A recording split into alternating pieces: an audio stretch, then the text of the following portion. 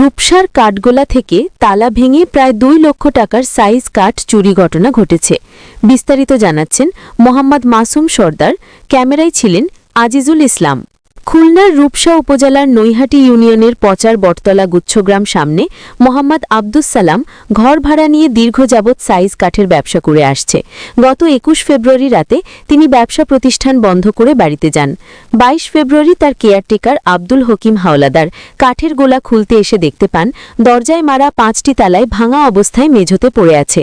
ঘরের ভেতর বিক্রয়ের জন্য সাইজ কাঠগুলি নেই। পরে তিনি তার মালিক সালামকে মোবাইলে দোকান চুরির বিষয়টি অবগত করেন।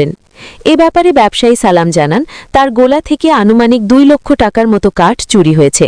এছাড়া তার একটি ব্যাগ গোলার ভেতরে ছিল, সেই ব্যাগে জরুরি কাগজপত্র ছিল, সেইগুলিও চুরি হয়েছে। তিনি এই চুরির বিষয়ে থানায় লিখিত অভিযোগ করবেন বলে জানান তিনি। আমি জানি যে আমার ওই বাড়িতে খবর পাঠাইছে, তখন আমি জানিছি। আজকে আমি সকালে আসিনি, ঠিক আছে, আমি একটু কাজে গেছিলাম। আমি আইছি রাত 9টার সময়। দেখি যে তালা নিচে ফেলানো। তারপর আমার মালিককে আমি মোবাইল করেছি যে এই ব্যাপারে এই ঘটনা। আমি সকাল 9:30টার সময় জানতে পারি আমার যে ভগ্নিপতি উনি কেয়ারটেকার হিসেবে যে দায়িত্ব পালন করতো, তা উনি আমার বললো যে এরকম তালা ভেঙে কাঠ নিয়ে গেছে।